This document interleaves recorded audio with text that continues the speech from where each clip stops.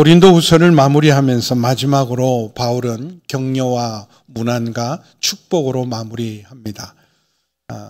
관계가 소중하잖아요. 일보다 관계가 훨씬 중요합니다. 특별히 하나님 나라에서는 관계가 제일 중요한데 마무리를 잘하는 건 굉장히 중요합니다. 때로는 갈등도 있고 때로는 여러 가지 어려움도 있지만 우리가 항상 마무리는 여러분 잘 매듭짓는 게 굉장히 중요합니다. 평안으로 축복으로 격려로 우리 마무리하는 게 굉장히 중요합니다. 사실은 이 고린도 교회는 바울이 개척하고 세운 교회 중에서 가장 바울이 수고하고 해산하는 교회입니다. 텐트 메이커라는 자비랑 선교를 처음으로 시작한 것도 바로 이 고린도 교회였어요. 아주 세속적이고 음란한, 정말 누가 봐도 저기 누가 예수 믿을 사람이 있을까 그랬던 곳에 바울이 혼신으로 직접 개척하고 처음으로 목회자로, 물론 안디옥 교회에서 바울이 바나바와 함께 목회를 1년 동안 하기는 했지만 내가 세운 교회를, 내가 목회한 첫 교회가 바로 고린도 교회였습니다. 그래서 정말 사랑과 수고와 헌신으로 눈물로 세웠던 교회입니다. 그래서 유럽의 가장 강력한 교회로 세워진 이 교회가 바울이 떠나고 난 다음에 외부에서 온 자칭 큰 사도라 하는 사람, 예루살렘 파송장을 받아온 사람들, 그리고 본인들은 추천장을 가지고 능력을 행하는 사람들이 와서 교회를 분열시키고 분정케 하고 바울의 권위에 도전하게 하고 바울의 사도권을 의심하게 만들었어요. 그래서 교회 안에 큰 갈등이 생기고 문제가 생겨서 이걸 수습하기 위해서 이 고린도서를 쓰고 이런 문제가 막 일어났을 때 바울은 지금 에베소에서 아주 놀라운 사역을 감당하고 있었습니다. 에베소는 처음부터 바울이 마음에 두고 주님께서 선교를 위해서 따로 불렀을 때부터 바울의 마음속에서는 가장 중요한 곳이 바로 이 에베소 소아시아 지역, 터키, 지금의 터키지만 에베소, 서머나, 버가모, 두아디라, 사데, 라우디기아, 빌라델비아, 골로새가 있는 그 지역의 중요성을 알고 1차 선교 여행 때부터 계속 그것을 두드리고 준비했지만 1차 때는 마가가 중간에 돌아가서 어쩔 수 없이 돌아올 수밖에 없었고 2차 때도 이 소아시아 지역 에베소를 먼저 가려고 그랬는데 성령이 막으셔서 유럽 선교를 했습니다. 마침내 때가 되고 준비가 되어서 에베소 사역의 문이 활짝 열렸습니다. 놀라운 이런 부흥과, 그러나 또 영적 전쟁도 엄청난 영적 전쟁을 치르고 있는 와중에 고린도 교회에 이런 문제가 일어나서 이걸 해결하기 위해서 바울은 편지 고린도 전후서를 기록했습니다. 이 바울이 신약성경 절반을 기록했는데, 근데 신약성경 복음서를 빼고는 가장 길게 고린도 전서가 16장, 그리고 고린도 후서가 13장, 굉장히 긴 말씀을 바로 한 교회, 고린도 교회를 위해 보내고 성경에 기록되지 않는 2개의 편지를 또 보냈어요. 눈물로 쓴 편지도 있고 마지막에 아주 엄한 말씀으로 가지고 간 말씀도 있습니다.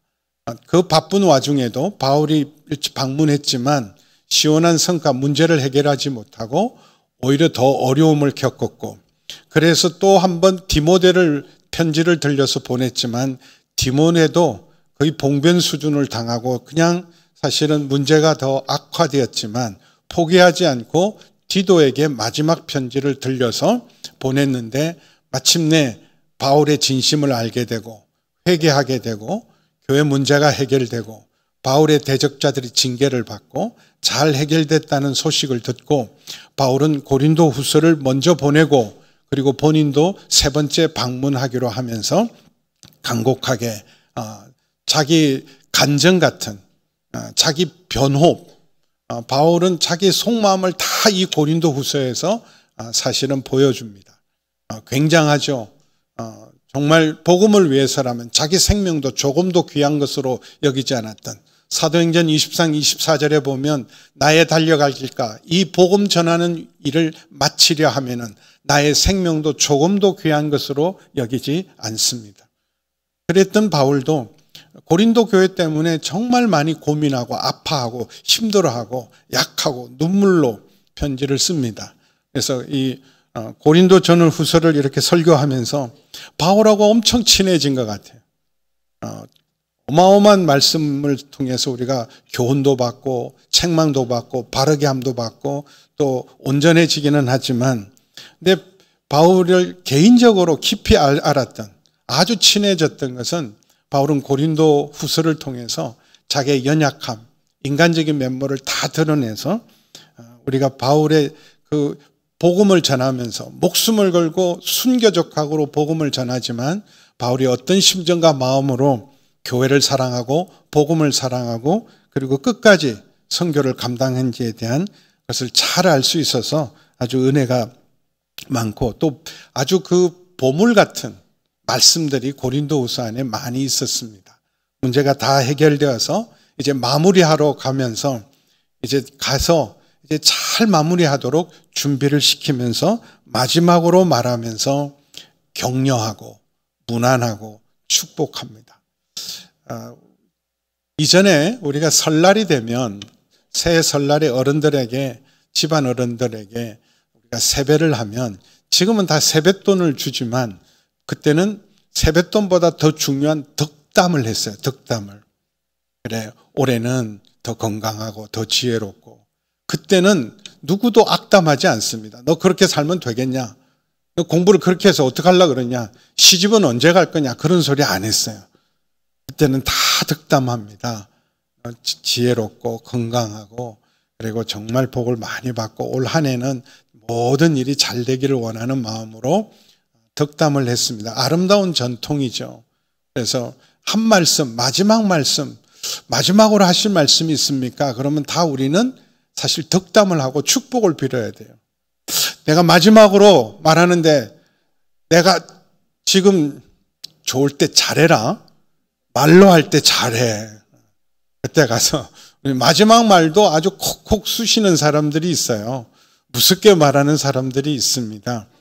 마지막 말은 여러분 격려하고 덕담하고 축복하고 평안을 비는 사람들. 우리는 어디를 가든지 예수님께서 먼저 평안을 빌라 그랬어요. 평안을, 축복을 받을 만한 자격이 있는 사람이든 그 평안의 축복을 받을 자격이 없는 사람이든 일단 처음 만나는 사람이나 처음 들어가는 집에는 평안의 축복을 빌어라 그랬어요. 근데 그 집에 있는 사람이나 그 인사를 받는 사람이 그 축복을 받을 만하지 않고 자격이 없으면 그 축복이 나에게로 돌아온다. 그렇게 말씀하셨어요.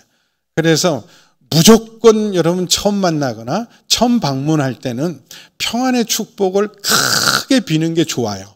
왜냐하면 그 사람이 받을 자격이 없으면, 준비가 안 됐으면 그 축복이 누구에게 온다고요? 나한테 옵니다. 그래서 우리가 어디를 갈 때마다 준비하고 오늘은 내가 만나는 사람, 내가 방문하는 곳에 어떤 말씀으로 축복을 할까? 우리는 평안의 축복을 비는 사람입니다. 그래서 우리 아브라함을 하나님 부르실 때 복의 근원으로 부르십니다. 내가 너에게 복을 주고 내 이름을 창대케 하리고 너와 내 후손을 통해서 큰 민족을 이룰 것이다. 그러면서 너를 축복하는 자를 내가 축복하고 너를 저주하는 자는 내가 저주할 것이다. 우리는 저주가 통하지 않는 축복의 사람이기 때문에 어디를 가든지 마지막 기회가 있다면, 마지막 할 수 있는 일이 있다면 바로 평안과 축복을 비는 일들입니다. 그래서 언제나 사람을 만나면 정말 기분이 좋은 사람, 언제나 만나면 좋은 사람은 어떤 사람이에요? 좋은 말로 항상 평안과 축복을 비는 사람이 좋은 사람이에요. 여러분 만나면 언제나 기분 좋은 사람이 있고 만나면 불편하고 부담스럽고 가까이 다가오면 가슴 뛰기 힘든 사람이 있잖아요. 왜 그래요? 어떤 사람은 늘 만나면 항상 평안을 빌고 축복을 하고 득담을 하지만 어떤 사람은 정말 속에 가시가 많아서 콕콕 찌르고 비수같이 나를 찌르고 비판하고 판단하고 정죄하니까 그러면서 꼭 이렇게 얘기를 해요. 나니까 이런 말을 하는 거야. 나 아니면 누가 이런 말을 해. 그리고 또 꼭 이래요. 내가 이 말까지는 안 하려고 그랬는데 하지 마세요. 안 할 말을 왜 하시는 거예요? 내가 이 말 안 하려고 그래. 하지 말라고. 안 하려고 한 말은 안 하는 게 좋습니다. 근데 꼭 내가 이 말까지는 안 하려고 했는데 내가 꼭 이 말은 해야 되겠다고. 물론 우리가 때로는 여러분 책망할 때가 있고 권면할 때가 필요합니다. 근데 어떤 사람이 해야 되냐면 저분은 항상 나를 사랑하고 격려하고 축복하고 위로해 주는 분인데 내가 이번에는 꼭 이 말은 꼭 해야 되겠다고. 그러면 듣습니다. 근데 항상 만나면 비판하고 판단하고 찌르고 책망하는 사람, 구중하는 사람, 부모라도 싫어요. 그러면 밥상머리에 앉았는데 밥상머리에서 늘 잔소리만 하고 책망만 하면 같이 밥 먹기 싫어요. 밥상머리에는요 언제나 축복을 해야 돼요. 평안의 말을 하고 축복의 말을 해서. 그래서 함께 밥 먹는 자리가 화목해야 되는데 살벌하면 안 되잖아요. 그래서 우리도 여러분은 다른 사람에게 다가갈 때 저 사람은 좋은 사람이다. 너무 보면 볼수록 좋은 사람. 아니면 또 저희가 또 오는구나. 그래서 피하고 싶은 사람, 외면하고 싶은 사람인지 보셔야 돼요.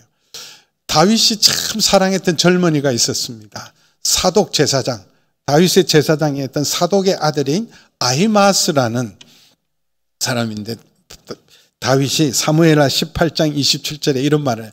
아히마스는 좋은 사람이다. 그는 언제나 좋은 말을 하는 사람이다. 좋은 말을 하는 좋은 사람. 보기만 하면 기분이 좋은 거예요. 아히마스만 지나가도 가까이 와도 아히마스는 좋은 사람이다. 자, 나는 저 친구만 보면 기분이 좋아. 상쾌해. 여러분도 그런 사람 되기를 축원합니다. 그래서 마지막으로 하면 겁나는 사람이 아니라 마지막으로 하면 좋은 말 하겠구나, 축복하겠구나, 격려의 말을 듣겠구나, 그런 여러분 되기를 축복합니다. 근데 마지막으로 바울이 말하는 것은 이렇게 결론을 냅니다. 먼저 격려를, 형제들아 기뻐하라. 그 당시 예수 믿는 사람들은 정말 어려웠어요. 그냥 예수 믿는 그 자체로 아무리 정직하고 성실하게 살아도 핍박과 박해와 희생과 손해를 먹고 욕먹는 시절에, 그럼 기뻐할 수 있는 건 세상적으로는 기뻐할 게 별로 없어요. 그럼에도 불구하고 기뻐하라라는 것은 기뻐할 힘과 능력이 우리 속에 있기 때문에.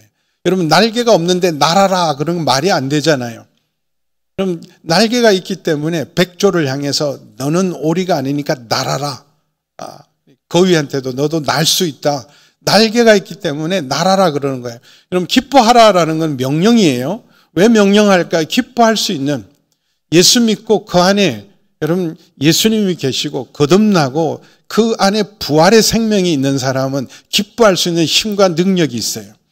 세상이 주는 기쁨이 아니라 하나님을 기뻐하고, 여러분 죄사함을 받은 기쁨, 용서함을 받은 기쁨, 이게 얼마나 큰 감격과 기쁨인지.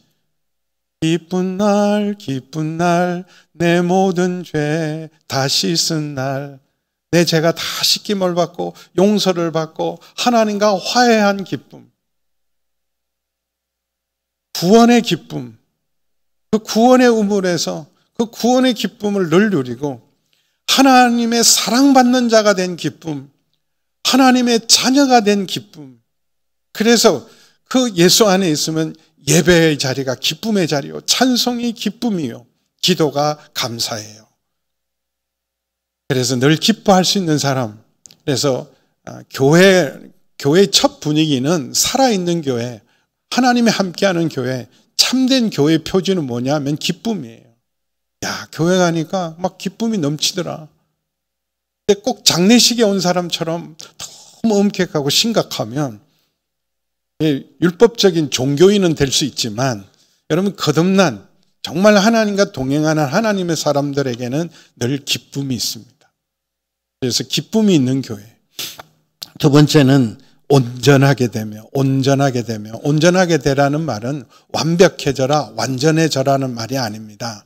온전하게 되라는 것은 교회다운 교회, 성숙한 교회, 성장하는 교회. 그래서 여러분 세월이 지나가면 점점 좋아져야 돼요. 근데 세월이 지날수록 옛날에는 우리가 참 좋았는데, 옛날에는 이러지 않았는데, 옛날이 좋으면 큰일 납니다. 지금이 좋아야 되고 앞으로가 더 소망이 있어야 돼요. 그렇잖아요. 우리 교회가 지금까지도 좋았는데 지금도 너무 지금 잘 성장하고 있고 성숙하고 있고 주님이 기뻐하시는 교회고 앞으로도 더 소망이 있어야죠. 완전하게 되고. 근데 참 옛날에는 우리 교회 그러지 않았는데, 옛날에 우리 교회가 좋은데, 여러분 개인도 마찬가지예요. 부족하지만 그래도 어제보다는 오늘이 한 걸음 더 주 앞에 내가 성장하고 내일도 한 걸음 더 달려갈 결단이 있고 그래야 돼요.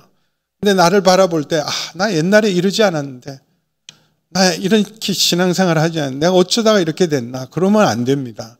옛날에는 부족하고 허물이 많을지라도 늘 날마다 새로워져서 주께로 더 가까이 경주하는 사람, 하나님의 사람이 온전하게 되며 위로를 받으며 서로 격려와 위로가 있는 곳이 하나님의 교회입니다. 세상 어디에도 참된 위로가 없어요, 여러분. 살면 살수록 외롭고 사실은 우울해요. 어디에도 나를 진심으로 이해해주고 위로해주고 격려해주는 사람이 별로 없습니다. 진짜 내 편이다. 정말 나를 위로해준다.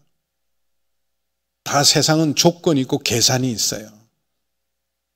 그래서 막 도울 것 같지만 정말 위로가 필요해서, 너무나 위로가 필요해서 친구를 찾고 사람 찾아보세요. 더 외로워집니다. 겉으로는 위로하는 척 하지만 근데 진심으로 내 아픔을 이해 못해요. 공감 못해요. 근데 그래도 교회는 나를 위로해 준다.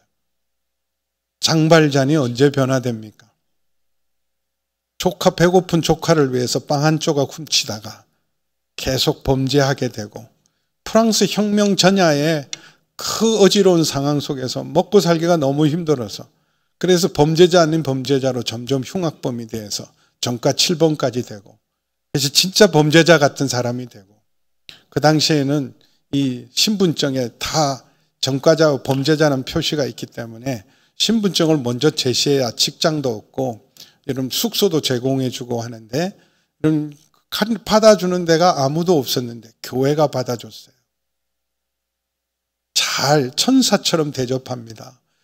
금그릇 금잔에다가, 은그릇과 은잔에다가 그렇게 대접을 했는데도 훔쳐갑니다. 감사한 줄 알지만. 그래서 그를 늘 따라다니는 형사 자베르가 딱 붙잡았어요, 현장에서. 그래서 현행범으로 잡힌 거죠. 그래서 데려갔더니, 아니, 그 신부님이죠. 예수님 같은 신부님이 용서를 해요. 아니, 이 사람 훔쳐간 게 아니면, 훔쳐간 줄 알면서도 내가 원래 다 가져가라 그랬는데 이 촛대를 두고 가서 그러잖아도 이걸 왜 안 가져갔나 그랬는데, 다 마침 왔으니까 이 촛대까지 가져가라. 그때 깨집니다. 믿어주고 나를 용서해주고 받아주고 위로하는 교회. 우리 교회는 어떤 교회입니까? 정말 내가 아무도 나를 이해해주지 못하고 위로받지 못할 때 조건 없이 나를 위로해주는 곳인가, 교회가. 교회 가면 위로가 있다. 우리 목장에 가면 위로가 있다. 우리 모임에 가면 위로가 있다. 예배에 가면 내가 위로를 받는다. 근데 교회 가면 상처받을까 두려워서, 비판받을까 두려워서, 욕먹을까 두려워서 못 나온 우리 성도가 계세요. 저도 너무 마음이 아파요. 나오고 싶어 하세요. 근데 사람들의 눈이 두려워서 못 나오세요. 위로를 받지 못할, 욕먹을까 봐. 그래서 그때마다 내가 목회를 제대로 한 건가? 우리 교회가 교회 맞나? 교회는 위로의 집이어야 돼요. 자비의 집이어야 돼요. 치유의 집이어야 돼요. 상한 마음을 감싸는 곳이어야 됩니다. 위로하고 기뻐하고 온전하게 되고 위로를 하고 마음을 같이하여 평안할지어다. 다 복잡하고 각자 생각이 다 달라요. 옆에 누워 자는 남편하고도 생각과 마음이 다 다릅니다. 그런데 우리가 어떻게 마음을 같이 할 수 있어요? 같은 마음을 품어야 되는데, 바로 너희 안에 이 마음을 품어라. 이는 그리스도 예수의 마음이다. 우리는 1번 찍은 사람도 있고 2번 찍은 사람도 있고.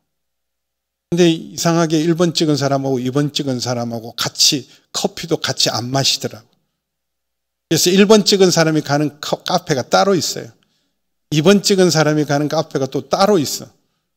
같은 교회인데 그럼 그걸로 마음이 흩어지면 우리는 하나님 나라를, 세상 나라가 아니라 하나님 나라의 백성이고 시민들이에요. 우리의 주님은 예수님입니다. 그런 우리가 한 가족의 형제인데, 아니 정치적인 성향은 다를 수 있어요. 그건 그렇더라도 우리가 한 마음이 돼야 돼요. 그런데도 이렇게 예배는 같이 드리지만 나 저 사람하고는 같은 마음 가질 수 없어. 경상도와 전라도가 교회 안에서 그게 다 무슨 소용이 있습니까? 전라도 가는 천국이 따로 있고 경상도 천국이 따로 있습니까? 다 주님 안에서 하나님 나라의 우리가 백성이고 자녀예요.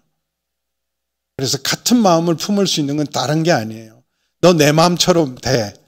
아니야, 너 내 마음은 가져야 돼가 아니라 그리스도의 마음을 품어야 됩니다.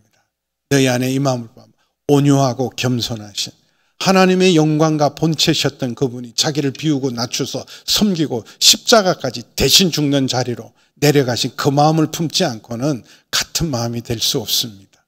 진리 안에서 예수님 안에서 한 마음 되기를 축원합니다. 그래야 사랑과 평강의 하나님이 너희와 함께 하신다. 사랑과 평강의 하나님. 여러분의 하나님은 어떤 하나님이세요? 사랑과 평강의 하나님. 이 세상에 많은 종교가 있어요. 수천 년 우리는 각자의 종교와 신들을 믿어왔습니다. 근데 세상에 어떤 신이 사랑의 신이 있습니까? 목사님 있어요. 그리스 로마 신화에도 아프로디테도 있고 비너스도 있지 않습니까? 근데 그 사랑은 여러분 에로스적인 사랑입니다. 그 사랑의 신이 질투도 하고 시기도 해요. 근데 하나님의 사랑은 용서하는 사랑이고 원수를 사랑하는 사랑입니다. 아가페 사랑이죠. 그런 신이 없어요. 어떤 신이 용서를 합니까? 자기를 배반하고 무시하고 등지고 그런 용서하는 신이 어디 있습니까? 무자비한 진노는 있을지언정 나를 거역하는 자에게는 심판은 있을지언정 용서하는 신은 없습니다. 우리 하나님은 사랑이십니다. 우리의 모든 죄값을 대신 지시는 사랑과 평강의 하나님, 화목해 하시는 하나님. 이 세상을 만들 때도 샬롬을 주셨습니다. 하나님 보시기에 좋았더라. 평강을 샬롬. 이 평강이 깨진 건 우리의 불순종과 교만과 죄 때문이었어요. 하나님 주신 평강이 깨지면서 하나님과도 원수가 되고 사람과 사람 사이에도 둘밖에 없는 형제 사이에도 서로 죽이는 원수가 되고 만물과 투쟁하는 우리가 정말 피곤한 삶을 살 수밖에 없는 평강이 깨져서 어디에도 참 평화, 참 평강을 찾을 수가 없는 것은 하나님 없는 평강은 없습니다. 근데 그 하나님은 평강의 하나님입니다. 두려움과 심판의 하나님이 아니라 평강의 하나님이 우리와 함께 하십니다. 사랑과 평강의 하나님이 함께 하시려면 기뻐하라. 그리고 온전하고 성장하라. 그리고 무엇보다도 위로를 받으며 마음을 같이하여 평안할지어다. 그리하면 사랑과 평강의 하나님이 너희와 함께 하신다. 두 번째는 이런 격려와 함께 바울은 서로 무난하라, 인사하라. 그럼 인사 잘하는 거 굉장히 중요해요. 인사를 하는 거. 예의의 기본은 인사하는 거예요. 그래서 자녀 교육을 잘 시킨 부모들은 인사를 잘하는, 우리 교회도 오면 어린아이들이 인사를 잘하는 친구들이 있습니다. 달려와서 인사하는 애들이 있는데 쳐다보고도 인사 안 하는 애들이 있어요. 제가 먼저 인사합니다. 그래도 인사 안 하는 거 좀 안타까워요. 부모는 뭘 가르치나? 미안합니다. 그걸 싸가지 없다 그래요. 싹시 없다는 거예요. 싸가지라는 건 싹. 아지는 송아지 할 때 아지는 아주 어린 거 아닙니까? 어린 싸가지가 없다. 싸가지가 노랗다는 말은 가장 기본적인 거. 사람을 만나면 인사하는 것. 반갑게 누구든지. 여러분 외국이 괜히 잘 사는 게 아니에요. 잘 사는 나라들 보세요. 여유가 있고 축복합니다. 언제나 굿모닝. 블레싱을 해요. 만나면 먼저 서로 인사합니다. 근데 우리는 너무 무서워.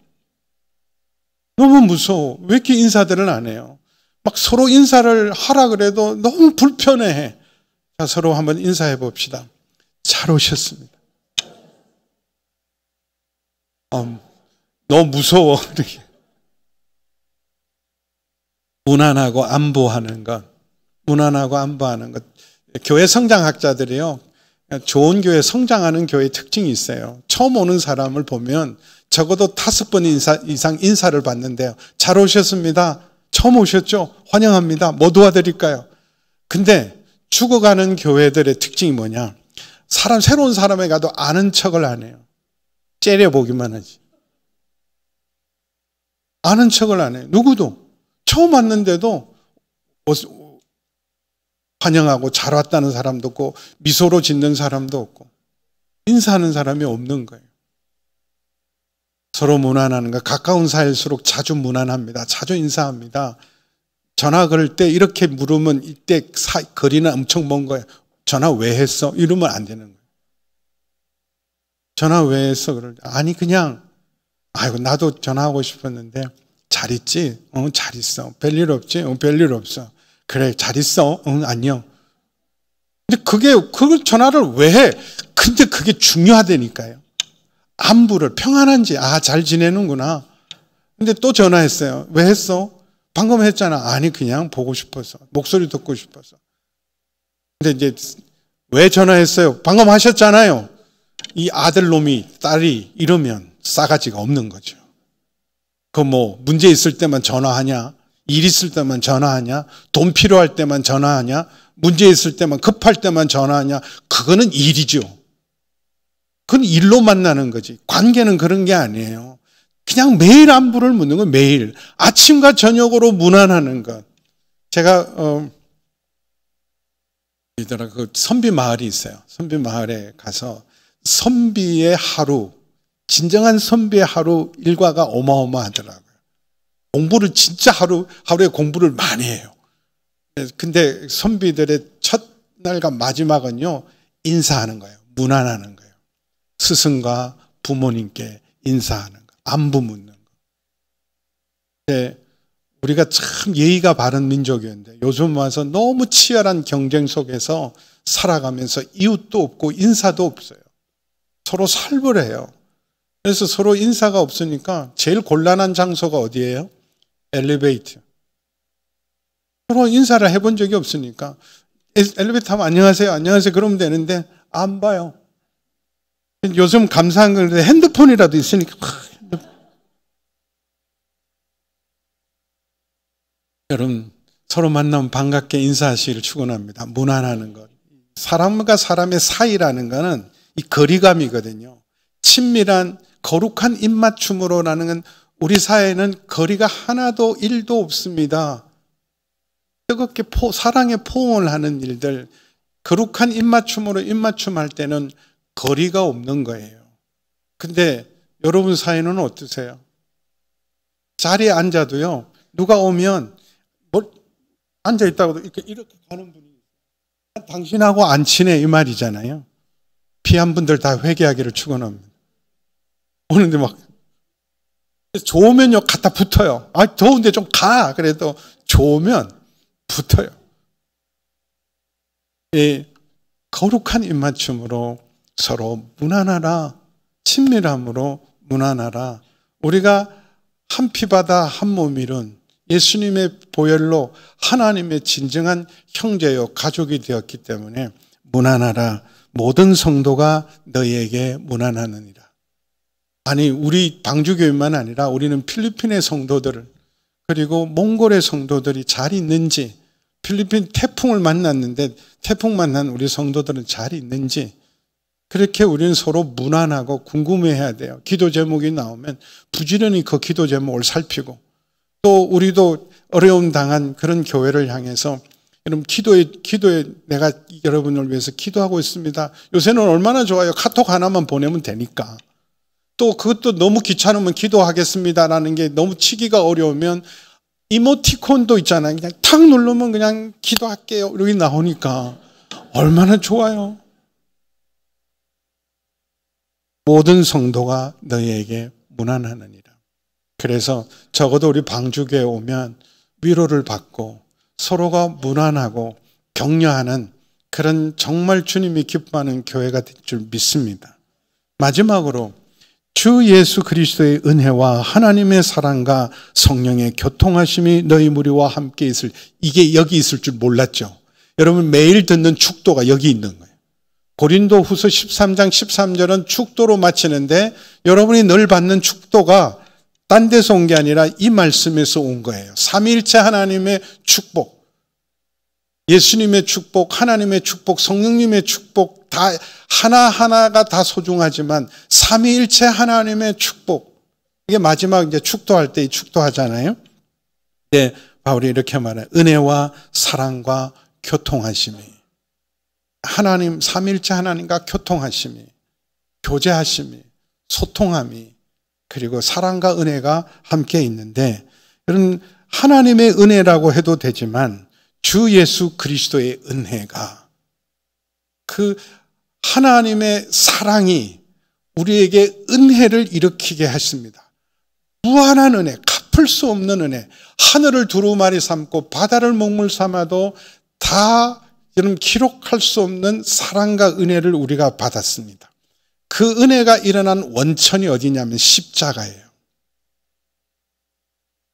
우리가 죄인 되었을 때, 하나님과 원수였을 때, 우리가 연약하고 경건치 않을 때 하나님은 우리를 사랑하셔서 은혜 베풀기로 결단했습니다. 자격이 있어서 우리가 은혜 받을 만한 조건과 자격과 우리 노력 덕분에 은혜 받은 게 아니에요. 은혜는 공짜잖아요. 거저 받은, 아무 자격도 조건도 없는데 그냥 사실은 진노를 받아 마땅한데, 근데 긍휼과 자비와 은혜의 대상이 된 것은 주 예수 그리스도의 은혜입니다.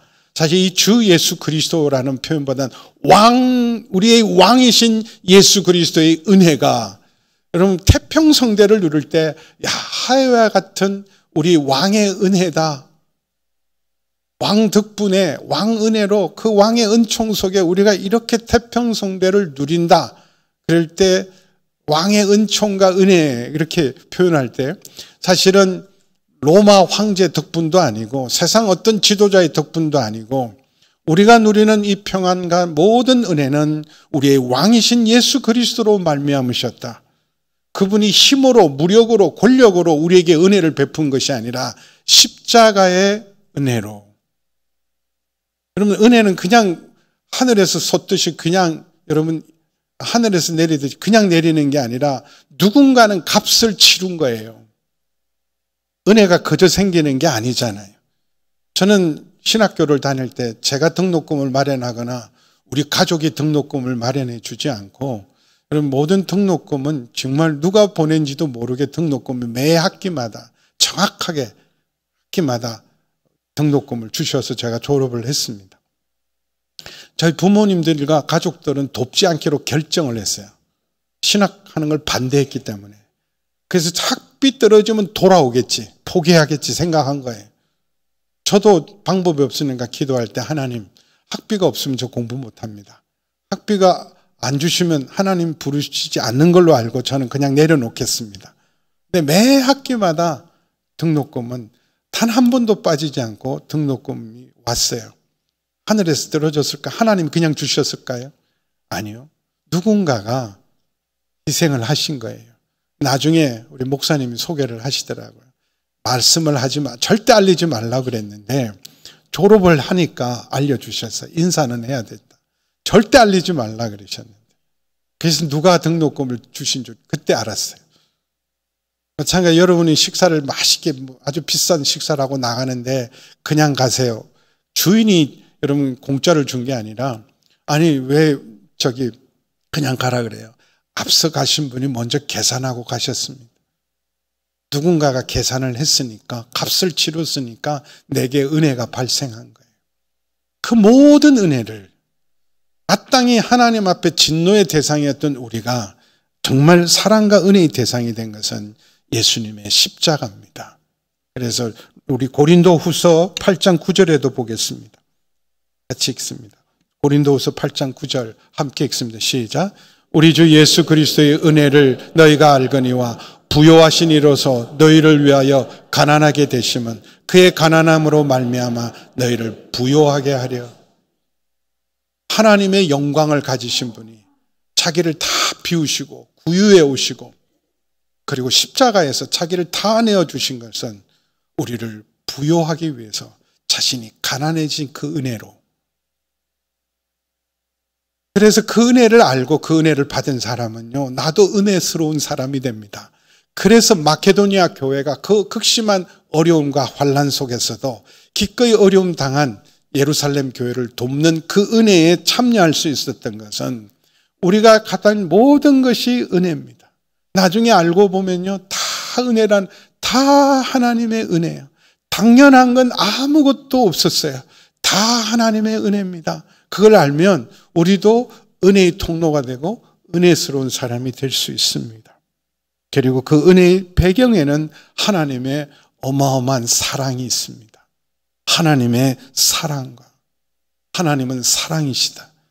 사랑할 만한 사람을 사랑하신 게 아니라 하나님, 정말 우리가 원수되고 죄인 되었을 때 에스겔서를 보세요. 이런 피덩이를 데려다가 잘 키워서 왕으로 삼고 신부로 삼은 음료로 전락하고 배반하고 거역하는 그 백성을 끝까지 사랑하시고 포기하지 않으시고 다시 회복시키는 것, 하나님의 사랑입니다. 얼마나 사랑하냐? 독생자를 주실 만큼 사랑하셨어요.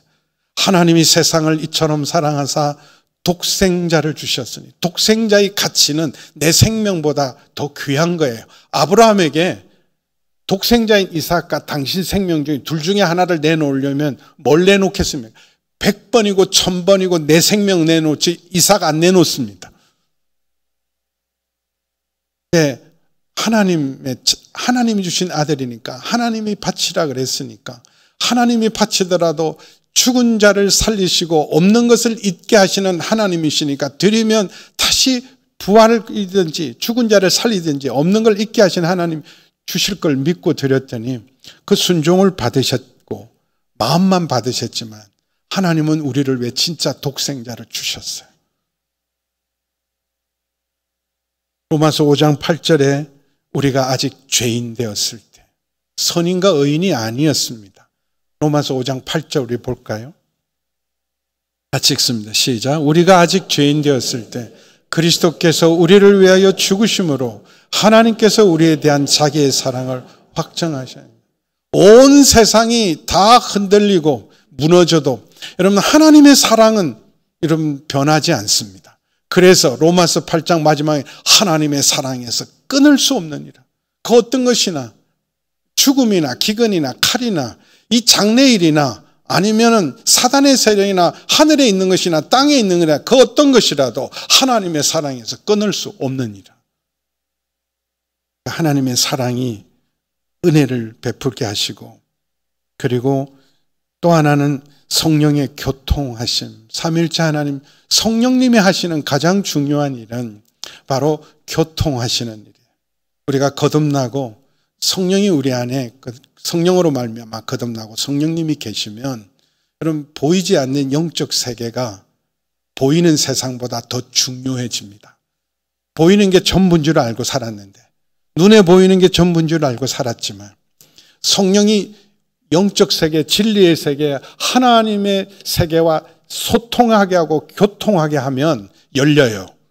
그래서 보이지 않는 하나님의 나라가, 보이지 않는 진리의 세계가, 보이지 않는 영적 세계가 열리기 시작합니다. 통하기 시작해요. 그래서 기도하게 됩니다. 말씀이 들려져요. 이전에는 하나님 말씀이 이게 인류의 영원한 베스트셀러, 영원한 베스트셀러, 성경보다 더 많이 팔린 책이 없어요. 그리고 성경보다 더 많은 언어로 번역된 책이 없습니다. 매년 수백만 권의 성경이 각 나라 말로 번역되고 있어요. 그런데 제일 안 읽는 책이 성경입니다. 또 여러분 은혜가 없을 때는요, 성경 2장만 있으면 수면제죠. 근데 우리 안에 성령님이 계시고 성령님이 교통하기 시작하면 말씀의 세계가 열리고 말씀에서 은혜를 받아요. 은혜 받는 게 이거구나. 그래서 다른 어떤 책은 이제는 점점 책은 이제는 없어도 되고 말씀 하나만 있습니다.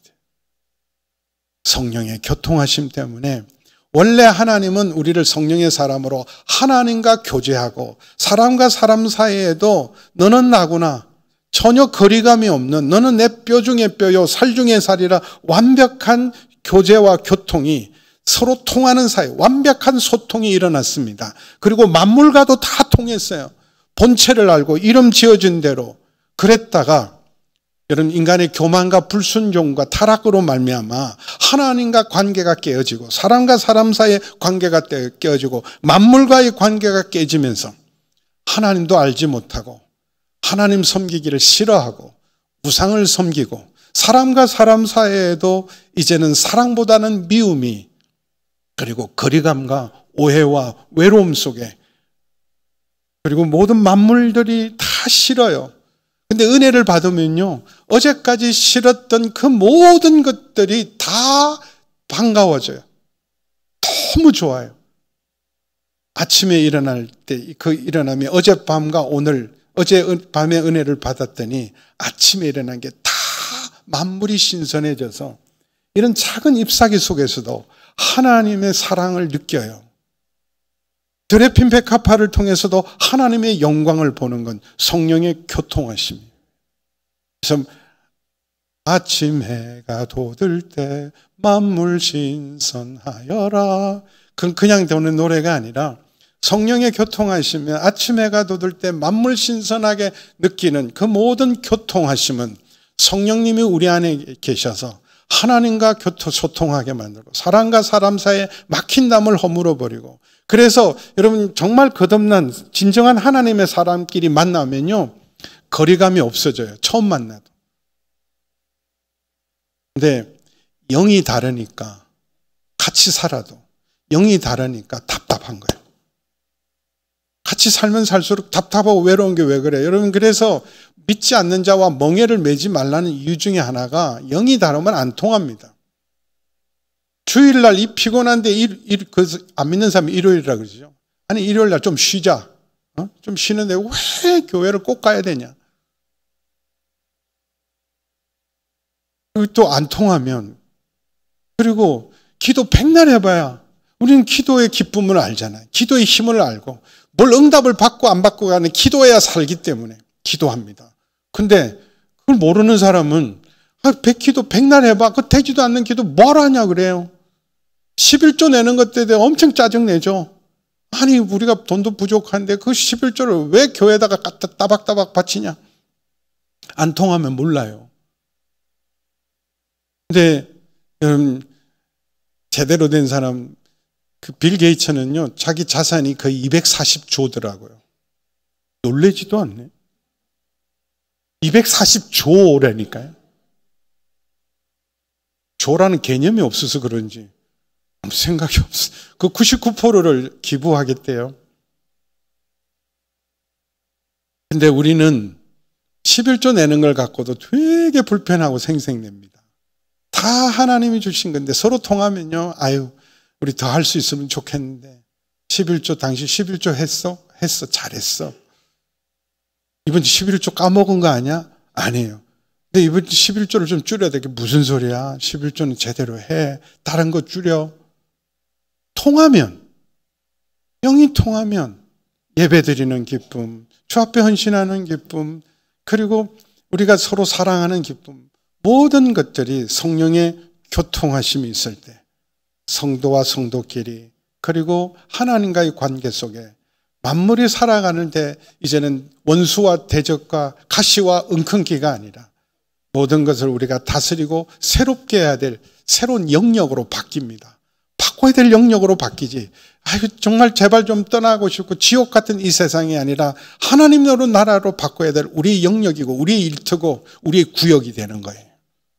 그래서 이 은혜가 주 예수 그리스도의 은혜와 하나님의 사랑과 성령의 교통하심이 여러분과 영원히 함께하기를 축원합니다. 마지막으로 뭐 해야 된다고요? 격려하고 서로 인사하고 문안하고 축복하는 여러분 되기를 바랍니다.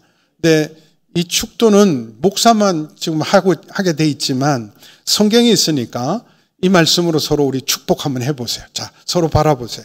자, 축도 자막 올려주세요. 겁나세요? 나 안수도 안 받았는데 성경에 있다니까. 그대로 한번 해봅시다. 자, 주 예수 그리스도의 은혜와, 아니 저 보고 하지 말고 서로 바라보고, 서로 바라보고, 주 예수 그리스도의 은혜와 하나님의 사랑과 성령의 교통하심이 함께 있을지어다. 아멘. 그래서 여러분 집에 가정 예배를 드릴 때에도 마지막에 항상 주기도문으로 하지 말고 오늘은 고린도후서 13장 13절로 우리가 마무리할게. 그리고 이거 읽으세요. 그냥 주 예수 그리스도의 은혜와 하나님의 사랑과 성령의 교통하심이 너희 함께 있을지어다. 와, 저 이단이다. 아니, 나 성경 읽었거든. 성경 읽는 거예요. 그래서 이 삼일째 하나님의 놀라운 은혜, 우리는 이런 받을 자격이 있는 사람입니다.